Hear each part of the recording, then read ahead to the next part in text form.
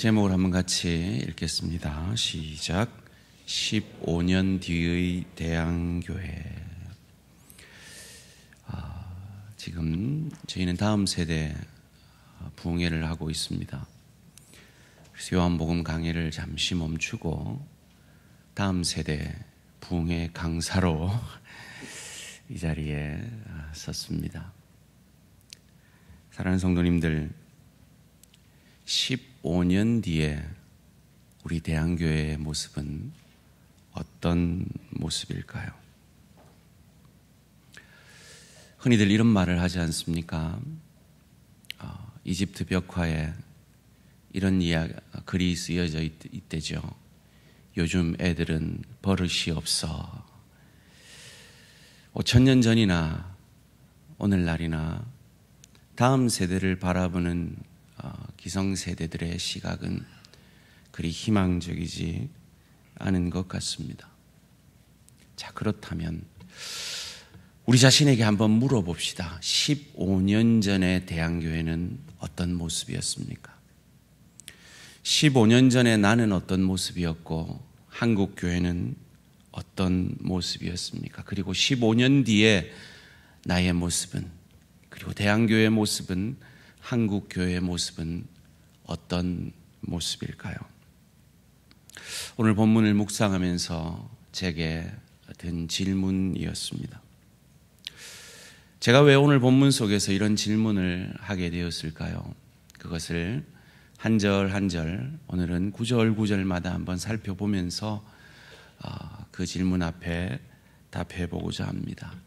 1절 말씀입니다. 그때에 헤롯 왕이 손을 들어 교회 중에서 몇 사람을 해하려 하여. 여러분, 성경에 헤롯 왕 이렇게 등장하면요 참 힘듭니다. 성경에 나오는 헤롯 왕이 참 많기 때문입니다. 우리는 헤롯 왕이 한 명인 줄 아는데요, 아닙니다. 오늘 본문의 헤롯 왕은요, 예수님을 죽이려고 2살 이하 베들레헴의 아이들을 다 죽인 그 헤롯 대왕의 손자인 헤롯 아그리빠 왕입니다. 약 AD 41년에서 44년간 다스린 왕인데요. 이가 몇 사람을 해하려 하는데 그 중에 유력한 사도가 있었습니다. 2절 말씀입니다. 요한의 형제 야고보를 칼로 죽이니. 칼로 죽였다는 말은 정치적으로 죽였다는 얘기입니다. 율법에 어긋났다면 돌로 쳐 죽였겠죠. 그런데 이 일에 있어서 유대인들이 기뻐하는 모습을 봅니다. 3절 말씀입니다.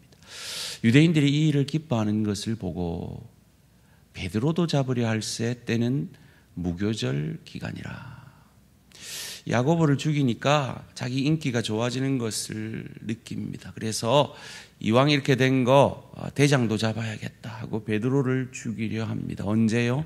무교절 기간에요. 무교절은 이 이스트, 누룩이 없는 빵을 광야에서 먹음으로 광야에서 은혜로 그 조상들을 인도한 것을 기억하는 그 은혜의 절기 가운데 전혀 은혜롭지 못한 모습으로 자기의 권력을 위해 베드로를 죽이려 하는 헤롯 왕이 나오고 있는 것입니다. 왜 이 헤롯 아그리빠 왕이 이토록 여론에 민감한 것일까요? 여러분, 헤롯 대왕 때는, 즉 아그리빠 왕의 할아버지 때는 헤롯 대왕이 전 유대 땅을 다스렸어요. 그런데 헤롯 사후에는 이 분봉왕들, 그의 아들이 분봉왕들이 되어서 지역을 나누어서 저 북쪽 이두메 지역은 헤롯 빌립이, 그리고 그 아래 갈릴리와 사마리아 지역은 헤롯 안디바가, 그리고 유대 땅은 헤롯 아켈레오가 다스렸습니다. 이 헤롯 아켈라오는 아주 악한 왕이었다라고 역사학자들은 기록하고 있어요. 어느 정도 악한 왕이었는가 하면 이 유대 백성들이 그 폭정을 견디다 못해서 로마 황제에게 사절단을 보내어서 그 왕 바꿔달라고 할 정도로, 애굽으로 피난 갔던 예수님의 가족들이 다시 유다 땅으로 돌아오려고 하다가 겁이 나서 갈릴리 지역으로 갔을 정도로 악한 왕이었습니다. 그래서 결국 AD 6년경에 로마는 이 헤롯 아켈라오를 폐위하게 됩니다. 그 이후부터 로마 총독을 그 유다 땅을 다스리게 하는데요. 대표적인 총독이 이 빌라도죠. 그런 역사를 알고 있는 이 헤롯 아그리빠는 자기도 정치를 잘못하면 폐위될 수 있다는 두려움이 있었을 겁니다. 그래서 그 지역의 사람들의 여론에 아주 민감했고, 야고보가 죽는 것을 보고 기뻐하는 것을 보고 베드로를 죽이면 내 정치적 입지가 더 강화될 거야 하는 자기 정치적 욕심으로 베드로를 죽이려 하고 있는 것입니다. 베드로를 언제 죽이려 합니까? 6월절 다음 날 죽이려 합니다. 4절 말씀입니다. 잡음에 옥에 가두어 군인 내식을 내 패에게 맡겨 지키고 6월절 후에 백성 앞에 끌어내고자 하니라. 이 위기 앞에 오늘 초대교회 성도들은 어떻게 하고 있을까요? 5절 말씀입니다. 이에 베드로는 옥에 갇혔고 교회는 그를 위하여 간절히 하나님께 기도하더라. 성도들이 베드로를 위해서 하나님께 기도하고 있습니다. 무엇을 위해 기도하고 있을까요? 베드로를 구해 주시기를 위해서 기도하고 있는 것입니다. 그래서 하나님이 그 기도에 응답하십니다. 6절 말씀인데요. 헤롯이 잡아내려고 하는 그 전날 밤에, 순교하기 그 전날 밤에 베드로가 두 군인 틈에서 쇠사슬에 매어 누워 자는데 파수꾼들이 문 밖에서 옥을 지키더니, 여러분 참 하나님의 역사는 참 재미가 있습니다. 진작에 역사하시지 꼭 죽기 전날 밤, 최고의 위기의 그 순간에 하나님이 역사하는 경우가 많이 있습니다. 그래서 우리도 우리의 인생 가운데 포기하지 말고 마지막 그 순간까지 기도함으로 오늘 이 초대교회 성도들이 그 기도에 응답받았던 것처럼 응답받는 저와 우리 모든 성도님들 되시기를 주님의 이름으로 축원합니다. 7절 말씀입니다. 호련히, 호련히라는 이 말은 원문에 보라라고 되어 있어요. 주목을 시키는 거죠. 보라, 주의 사자가 나타나매 옥중에 광채가 빛나고 또 베드로의 옆구리를 쳐 깨워 이르되 급히 일어나라 하니 쇠사슬이 그 손에서 벗어지더라. 하나님의 역사가 시작되었습니다. 그런데 8절부터가 재미가 있습니다. 8절 말씀인데요. 천사가 이르되 띠를 띠고 신을 신으라 하거늘 베드로가 그대로 하니 천사가 또 이르되 겉옷을 입고 따라오라 한대. 여러분 오늘도 교회 나오시기 전에 우리 부인들께서는 남편에게 이 양복 입으세요, 뭐 이 옷 입으세요, 뭐 이렇게 하셨을 것 같은데요. 그냥 준비하세요. 뭐 이렇게 한 분들이 대부분이겠죠. 그런데 마치 우리 양 목사님 사모님이 우리 막내 옷 입히듯이 띠띠라이 신발 신고 겉옷 입어 그리고 가자 이렇게 하고 있는 거예요. 누구한테요? 베드로한테요. 도대체 왜 이러는 걸까요? 천사가 광채를 가지고 나타났으면 갑시다. 베드로님, 이 한마디면 충분할 것 같은데 왜 이렇게 아이에게 하듯이 하고 있는 걸까요? 베드로가 지금 이게 생신지 알지 못한 거예요. 9절 말씀입니다. 베드로가 나와서 따라갈새 천사가 하는 것이 생시인 줄 알지 못하고 환상을 보는가 하니라. 자기가 꿈꾸고 있는 줄로 착각을 하고 있는 겁니다. 여러분, 베드로입니다. 근데 베드로인데 이 어린아이처럼 하나님의 역사를 착각을 하고 있어요. 꿈꾸고 있는 줄로 착각을 하고 있습니다. 왜일까요? 왜 애처럼 천사가 일일이 다 이래라 저래라 가르쳐 주어야 하는 것일까요?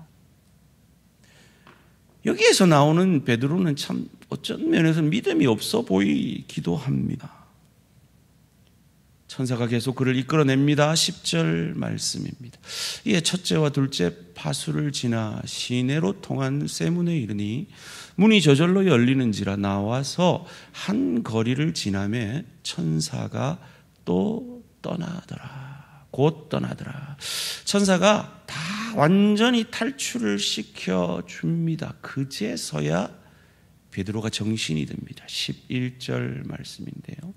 이에 베드로가 정신이 들어 이르되 내가 이제야 참으로 주께서 그의 천사를 보내어 나를 헤롯의 손과 유대 백성의 모든 기대에서 벗어나게 하신 줄 알겠노라 하여. 왜 이제야 깨달은 걸까요? 왜 아기처럼 일일이 그에게 어디 보래 신신하래 띠띠래 가자 하고 끌어내고 나서야 이 하나님의 역사를 믿고 알게 된 것일까요? 오늘 이것이 오늘 말씀의 핵심 주제입니다. 이제 탈출했으니 어디로 가야 할까요? 그를 위해 기도하고 있는 성도들에게 가야 되죠. 12절 말씀입니다. 깨닫고 마가라는 요한의 어머니 마리아의 집에 가니 여러 사람이 거기에 모여 기도하고 있더라. 여러분, 이 마가 요한의 다락방이라고 하는데 그건 마리아 엄마 집인데 아들 집으로 얘기를 하고 있고, 이 마가의 다락방이라고 하는데 원문에 보면 다락방 하면 여러분 어떤 게 떠오르십니까? 그냥 우리 옛날 집에 다락방 같이 고개도 못 드는 그런 방으로 느껴지지 않습니까? 근데 원문에 보면 윗방이에요. 위에 있는 방이에요. 이런 고개를 숙이는 이런 다락방이 아닙니다. 이제 베드로가 도착했으니까 이제 축제만 남았습니다. 그런데 반응이 너무 이상합니다. 13절 말씀입니다. 베드로가 대문을 두드린데 로데라 하는 여자아이가 영접하러 나왔다가, 참 재미있는 구절이에요. 여러분, 야이로의 딸도 이름이 기록되어 있지 않습니다.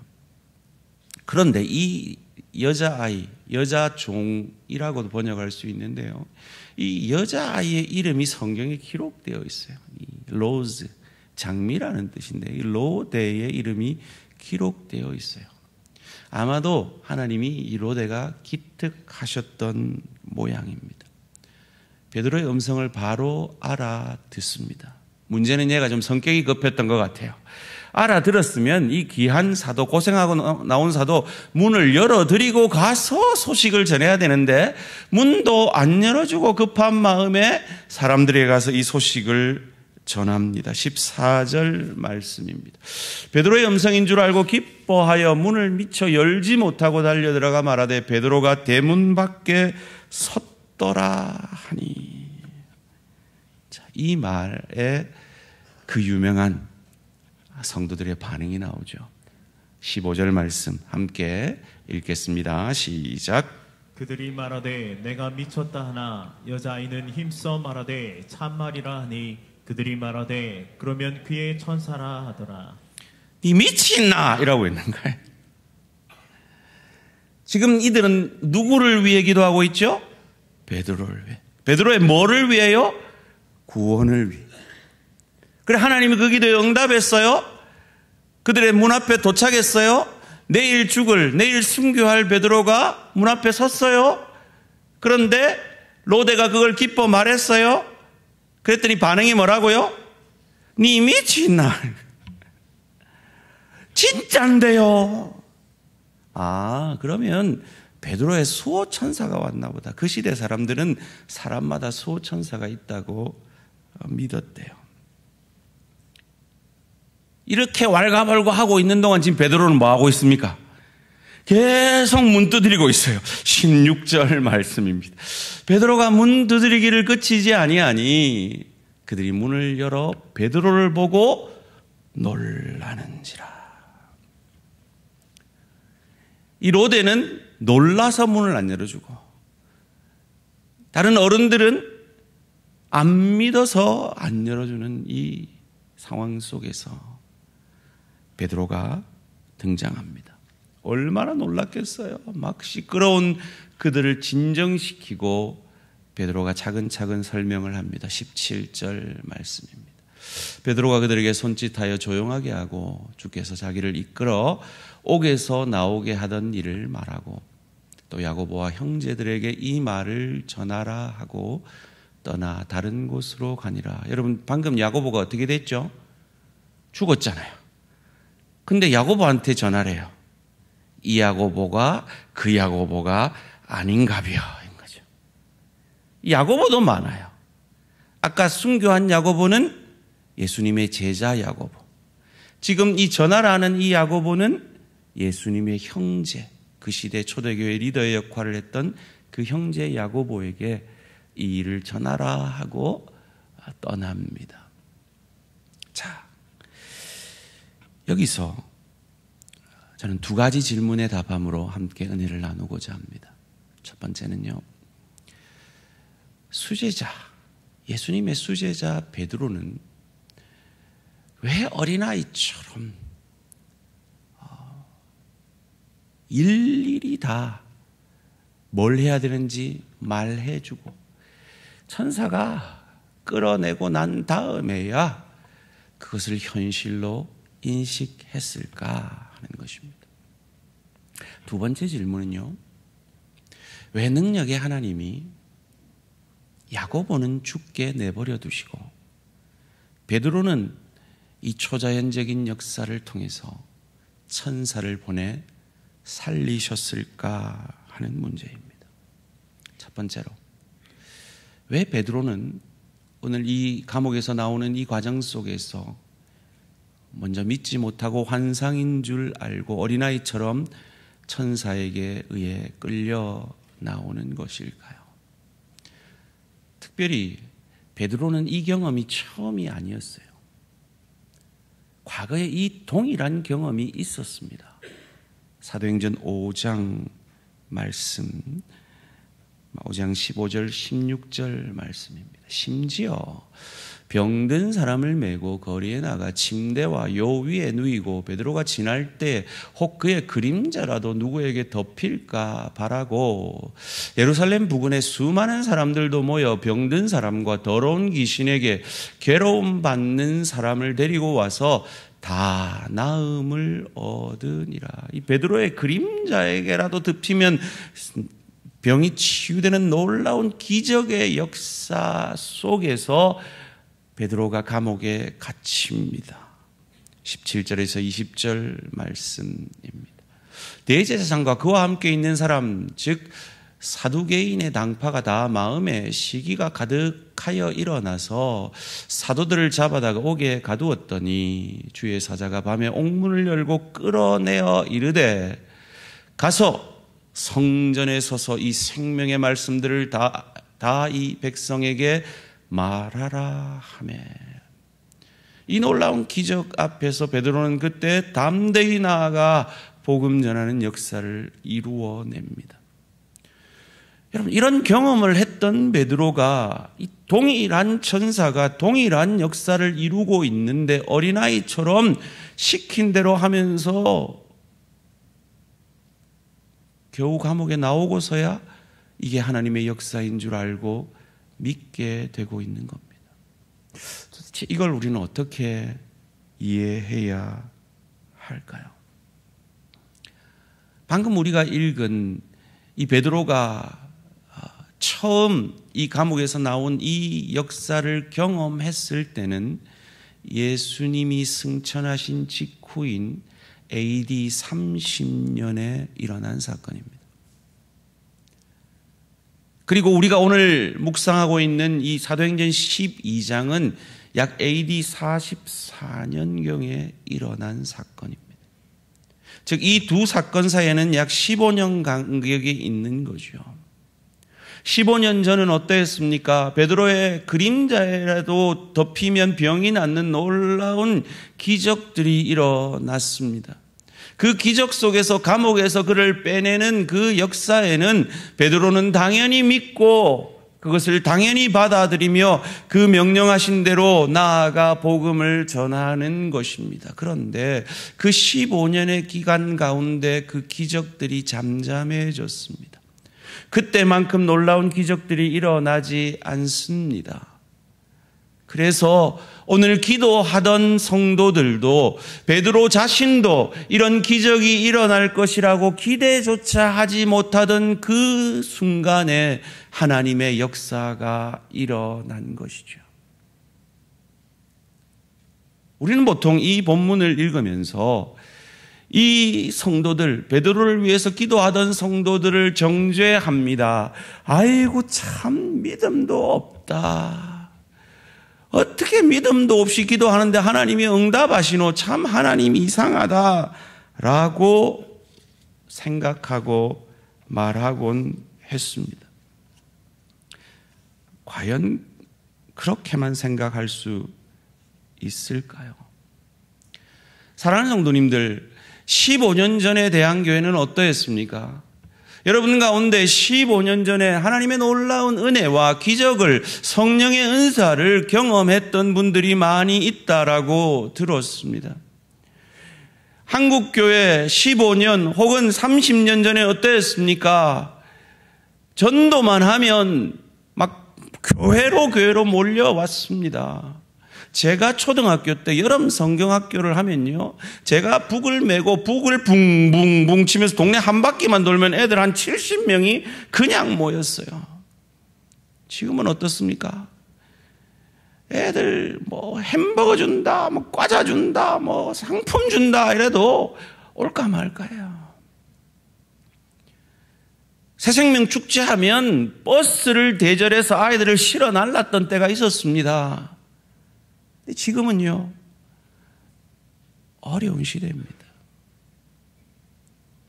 여러분, 과거의 믿음의 생활 가운데 하나님의 놀라운 기적과 체험들이 있으시고 기도 응답들이 있으시고 하나님께서 부어주신 놀라운 은혜의 경험들이 있으실 겁니다. 그런데 지금은요,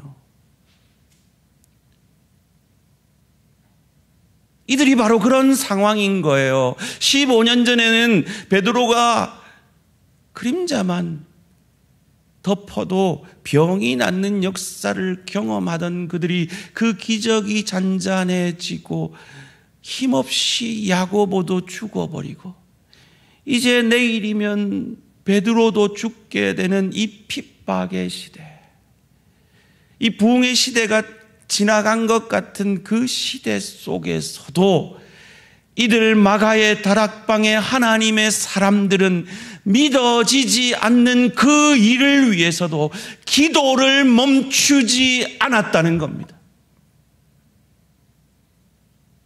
사랑하는 성도님들, 우린 지금 다음 세대 부흥회를 하고 있고 다음 세대를 위해 기도하고 있습니다. 여러분, 기도하면서 다음 세대가 희망이 드십니까? 오늘 우리 교회를 떠받치고 있는 헌신자들에 비해서 그 다음 세대들이 그만큼 헌신할 것 같아요. 여러분이 경험한 그 놀라운 성령의 은혜를 그 다음 세대들도 경험하고 우리보다 더 놀라운 부흥을 경험할 수 있을 것 같아요. 지금 여러분의 마음에 드는 생각이 바로 베드로의 탈출을 위해 기도하고 있던 초대교회 성도들의 마음이었다는 거예요. 그런 절망적인 상황 속에서도 그들은 오순절 마가다락방에 그 성령의 임재가 임했던 그곳에서 기도하는 그 자리를 지켜내고 있는 것입니다.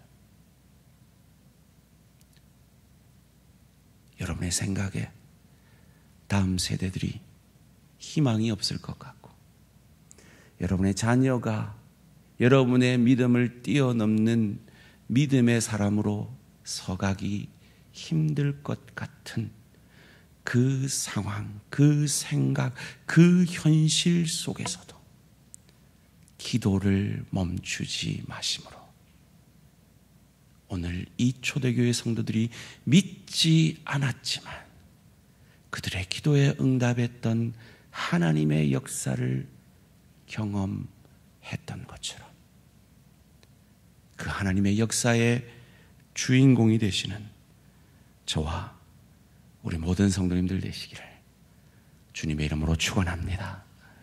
그런데 왜 하나님은 야고보는 죽이고 베드로는 살리셨을까요? 정답은요, 모른다는 겁니다. 하나님의 주권이라는 겁니다. 우리는 흔히 이런 현상을 보면 하나님이 야고보는 별로 덜 사랑하시고 베드로는 많이 사랑하셨다라고만 생각을 합니다. 세상적 관점에서 보면 그건 맞는 이야기 같습니다. 그런데 사실 하나님의 관점에서, 하나님 나라의 관점에서 보면 그건 전혀 다른 이야기가 됩니다. 오히려 이 야고보는 이제 그에게 주어진 깊이의 축복의 잔, 수준적 구원 그 성화의 잔, 사명의 잔을 다 했기 때문에 이제 편히 쉬고 안식하는 축복을 받고 있는 겁니다. 베드로는 그에게 주어지는 그 깊이의 축복의 잔이 아직 차지 아니하였고 그리스도 예수를 닮아가는 그 수준적 구원 성화의 잔이 차지 아니하였고 그의 사명의 잔이 아직 차지 않았기 때문에 살리심으로 그 사명을 끝까지 감당하게 하고 계시는 겁니다. 그런 관점에서 보면 야고보가 축복받은 거고 베드로가 불쌍한 거죠.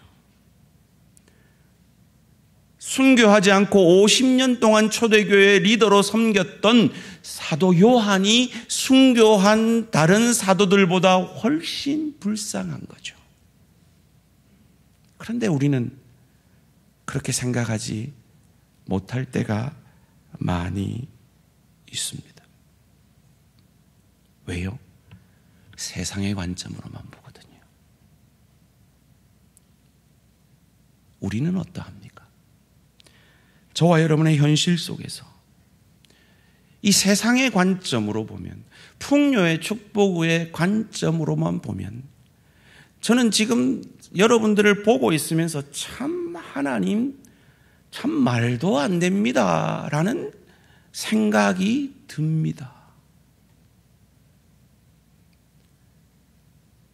왜 저 믿음 좋은 저분에게 저런 육신의 연약을 주십니까? 왜 저렇게 기도하는 저분이 저렇게 가난하십니까? 왜 저렇게 땡땡이 치는 저분한테는 저렇게 잘 나가는 남편을 주시고 저렇게 겸손히 헌신하고 기도하는 저분한테는 저렇게 어려운 남편을 주십니까? 왜 야고보는 죽이고 베드로는 살리십니까? 이런 질문들이 지금 막 툭툭 튀어나오고 있습니다. 여러분 안에도 아마 그 질문들이 있으실 겁니다. 모릅니다.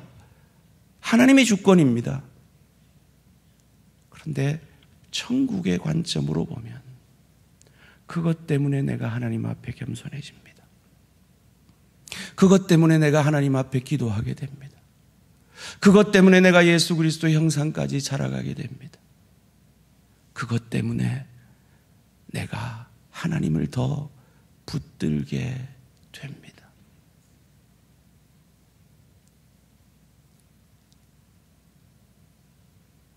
뭐가 더 축복입니까? 사랑하는 성도님들, 오늘 제목이 뭐였죠? 15년 뒤에 대양교회 어떨 것 같습니까? 0.68명의 출산율 가운데 우리는 미래를 보고 있습니다. 우리 아이들의 어제 하나님 앞에 즐겁게 찬양하며 또 금요일 날 부모와 자녀들이 함께 눈물로 기도하는 그 장면을 통해 하나님께서 하시면 하실 수 있다는 미래도 보지만 우리 과거의 신앙의 선배들의 열심에 미치지 못하는 우리의 모습을 보면서 우리는 베드로의 구원을 위해 기도하던 그들의 믿음 같은 우리의 모습을 보게 됩니다. 그 희망 없는 그 순간에도 기도의 자리를 지켜내었던 이 초대교회 성도들이 그들이 기대하지 않은 놀라운 역사를 경험한 것처럼 오늘 우리가 다음 세대 부흥회를 하고 학부모 수련회를 하고 모일 때마다 다음 세대를 위해 기도하면서도 되겠나? 야, 아들 되겠나? 야, 아들이 한국교회 책임질 수 있겠나? 라는 그 의심을 믿어지지 않는 그 상황 속에서도 기도의 자리를 지켜내심으로 우리의 생각을 뛰어넘어 역사하시는, 그래서 니 미쳤나라는 소리를 하게 만드시는 그 하나님의 열심이 우리 대한교회를, 한국교회를, 우리 자녀들을 이끌고 가고 계심을 믿으시고 끝까지 이 다음 세대를 위해 기도하는 저와 우리 모든 성도님들 되시기를 주님의 이름으로 축원합니다.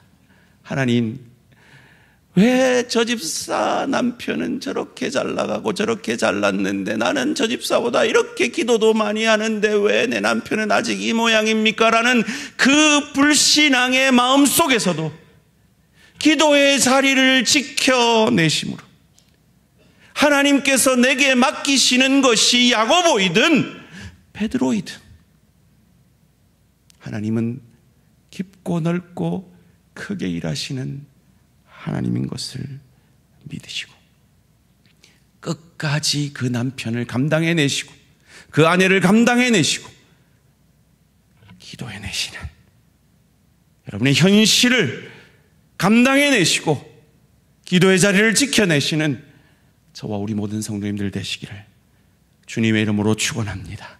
왜냐하면 그 하나님의 역사가 사라진 것 같은 그 예수 승천 이후에 15년 뒤에 그때도 여전히 십자가의 은혜는 유효했음을 믿지도 못하고 기도하는 그 기도에 응답해 주시는 그 하나님의 역사를 통해 그때에도 우리는 기도할 수 있고 그때에도 우리는 그리스도 예수의 이름으로 기도하고 하나님은 그 기도를 들어 응답하시기에 우리는 그 기도의 자리를 지켜낼 수 있는 것입니다. 사랑하는 성도님들, 하나님은 표나는 하나님의 일들을 통해서도 역사하시지만 표나지 않는 하나님의 일들을 통해서도 역사하고 계십니다. 여러분, 저는 지금 표나는 하나님의 일을 하고 있습니다. 그런데 믿음 없는 남편을 위해 기도하는 믿음 없는 아내를 위해 품고 사랑해내는, 믿음 없는 자식을 위해 눈물로 기도하는, 믿음 없는 부모를 위해 그 구원을 위해 힘쓰고 노력하는 그 몸부림은 사실 편하지 않잖아요. 그런데 그 편하지 않는 그 일 가운데서도 하나님은 기억하시고 역사하심을 믿으시고, 아이고, 이 남편 구원받겠나? 이 남편 예수 잘 믿겠나? 그 불신의 마음이 드는 그 순간에도 그 남편을 감당해내시고 그 현실을 감당해내시고 기도의 자리를 지켜내시는 저와 우리 모든 성도님들 되시기를 주님의 이름으로 축원합니다. 함께 따라해 봅시다. 항상 기뻐하라. 쉬지 말고 기도하라. 범사에 감사하라. 이는 그리스도 예수 안에서 너희를 향하신 하나님의 뜻이니라. 믿으십니까? 이것이 명령 이전의 약속이라 그랬습니다. 하나님은 그런 약속을 우리에게 주신 분이십니다. 그래서 기뻐하고 감사할 수 없는 그 상황 속에서, 믿어지지도 않는 그 상황 속에서 기도의 자리를 지켜낸 이 마가다락방의 기도의 사람들을 통해 베드로를 구원해내신 이 하나님의 역사가 오늘 저와 우리 모든 성도님들의 역사가 되어지기를 주님의 이름으로 축원합니다.